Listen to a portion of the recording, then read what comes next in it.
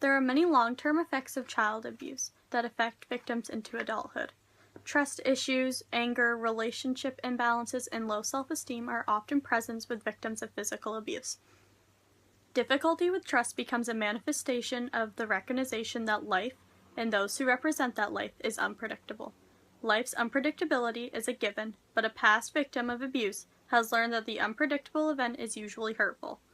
A loving mother or father in an instant can start screaming, hitting, or threatening a child. This makes trust become even more vulnerable. Children learn to be cautious and to anticipate abuse. Many adult survivors become particularly adept at anticipating and avoiding conflict. Some flee from intimacy in the fear that closeness opens up to being even more vulnerable to pain. Isolation, based largely on the inability to trust others, is a significant problem for both abusive parents and for past victims of physical abuse.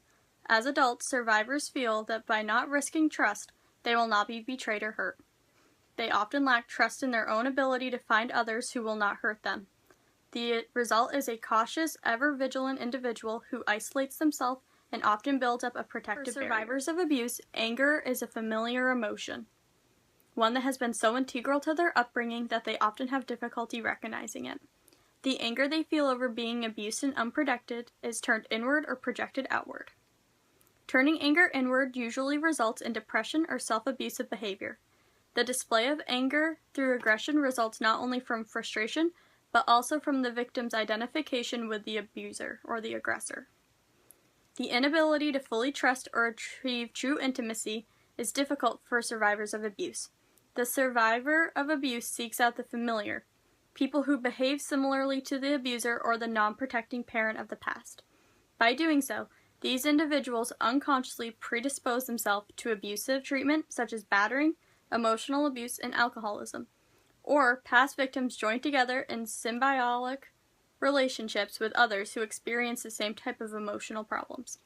Feeling dependent on parents, but often resenting that dependence, the survivor often marries young in the hope that this new husband or wife will provide a conflict-free and nurturing environment. The spouses of dependency is often not rewarded, partially because the individual cannot fully trust each other, and because both have deeply unmet needs and unrealistic expectations.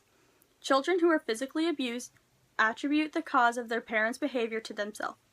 Abused children assume that punishment inflicted on them resulted from their misdeeds, regardless of the fact that the misdeeds were not specified. The feeling of being wrong or at fault follows children into adulthood. This thinking also creates distant splits in how these adults view other people or issues. They often view the world in black and white, or good and bad. They see their parents as good, otherwise they would have to admit and grieve over their loss of nurturing. Victims think of themselves as all bad, and they view others in their lives as being better than themselves. Because of this, survivors of abuse continue to see themselves as unable to live up to the actions of the expectations of those around them. Physical abuse leaves scars well into adulthood for many victims, and the road to recovery and coping with the abuse from childhood is often difficult and emotional.